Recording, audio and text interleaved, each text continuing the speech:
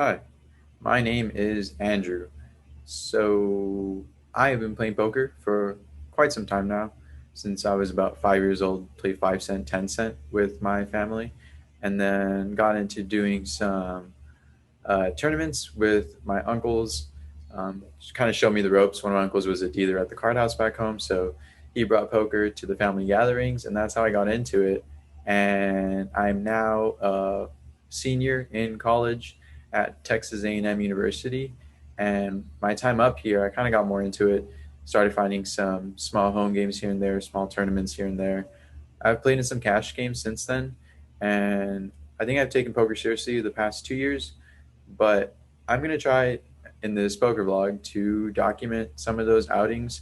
I don't really record a lot of hands. I don't have any video of them, of the hands I'm gonna go over today. But that's just a little intro, a little something about me. But yeah, let's get into the hands. So for our first hand here, I am playing back home, Laredo, Texas for me, and I took $300 back home in hopes that I could double that into 600. So I was planning on playing 2 sessions, $150 for 2 sessions, and the blinds at the poker house I was attending were $1, $2 blinds, cash game. So I bought in, friendly people there. I know the person who runs the poker house, so that's always good. Makes you feel a little bit more comfortable. And so the first time we're going into here, I had high expectations. I had been reading a lot, studying a lot. You all know if you put in the work, you kind of go in a little bit more confident, but at the same time, you have more to lose. If you're trying to play strategy, trying to play good poker, you know when you make a wrong decision, you know when you make a right decision. So that's kind of the mentality I had going into this. So I sit down, and within the first 10 minutes, I believe, I was dealt ace, three of diamonds. So decent hand, playable. I don't know my positioning. I want to say I might be small blind in this instance. So close to closing out the action pre-flop. I raised to $8. It was at this point, I haven't had a consistent raising size. That's something I want to get better at. Being consistent to hide your ranges, something I know I need to work on. But I raised $8 pre-flop, and I believe it's the big blind who calls. So we go to a flop, $16 in the pot, and the flop comes ace, queen, seven, two diamonds on the flop. So pretty good flop for me. I flop top pair, nut flush draw. So looking pretty good. Flop action goes, I bet $20. He three bets, or he raises to $60, and not that much money behind. I just shove all in for the rest of my money, about $120 behind, and he snap calls. So I kind of have him on ace queen every single time here when he snap calls like that. But we go to runoff, and the turn is a blank, something like the 10 of clubs. And the river bails us out with the king of diamonds. So we hit our nut flush draw. He flips over ace queen. I flip over my ace three of diamonds. We hit the nut flush draw, and we are good. This was in the first 10 minutes. My family was pretty excited because I told them I was going to go play, hopefully make some money. And I was pretty nervous to shove all in that flop. Not that it's the worst decision, but I didn't want to get outed in 10 minutes and have to take that drive of shame home. So really happy to win this one and take this one down here. All right. So for this next hand, we look down at pocket kings. So second best hand possible. Good looking down at this. So we are in the cutoff in this hand, I believe. So early position opens up to 25. I believe he's under the gun one, and four people call to me, and I, for some reason, just flat. I'm reading my notes, and I have been rolling my eyes at this. I was trying to play really tight. I was in the money. It's always going to be in the money, but I think this changes my personal mindset. My bankroll isn't big enough to where I can just play all aggressive, but there's nothing aggressive about raising pocket kings, especially when there's five people calling you. So I think this is a horrible play here. I don't think it's really effective long term, but like I said, I just decided flat for some reason after four people call to me. But so we go to a flop, six ways, I believe, and the flop comes down 10-7 queen. So here, looking down at this flop, pretty good flop for pocket kings. I can get value out of queen jack, queen king, queen ace, maybe, like an 8-9 open-ended. A lot of combo draws available here. I believe it was a rainbow board. So I'm mostly looking to get value from pairs.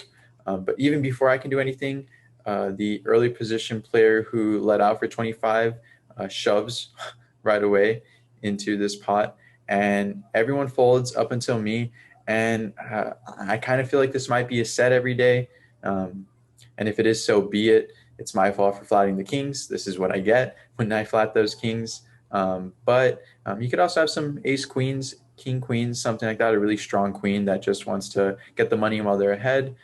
So I call his shove. I think it was about $100 shove into a pot of around 150.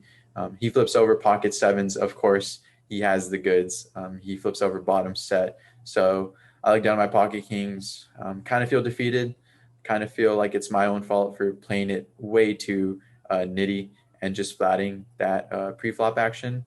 The turn comes a blank. I believe it was like a 5 of hearts, but the river bails us out. It's a king, so we river the better set. So kind of feel bad for this guy. After this hand, he decided to get up and leave, decided it was not his time to play, busted him out of the table. So kind of feel bad, but also at the same time, feels really good to be on the other side of a 2-outer, especially when, not playing super great this session. I'm going to be honest, getting pretty lucky, especially in this hand. I think I should be 100% 3-betting pre-flop with those pocket kings, especially with so many people calling to me. But happy to take this one down. Pretty reasonable sized pot. Let's get to the next one. So for our next hand, we're starting off with about 455 in our stack, give or take, from the last big win. So we look down at pocket sevens, and I believe we're on the button for this hand. But pocket sevens, pretty good hand. Early position bets, I believe it might have been the big, or under the gun one. Middle position calls. I flat, a pretty good hand to flat here with. Hopefully try to set mine, but also there's some decent flops we can continue on. 5-6 off boards where we can backdoor a lot of stuff. So I flat, I'm going to see a flop. The flop comes down king 7. So pretty great flop for our pocket sevens here. So early position, the initial raiser leads out for 25. The middle position player calls. I raise to $50, hoping to get called by any king. I'm really hoping that either one of these two guys has a king, and they can call this $50 bet. I believe also there's 2 of the same suit on that flop. So also maybe if there's a random flush draw that wants to hang around, I'll take calls from them as well. But I'm mostly targeting sets of kings here.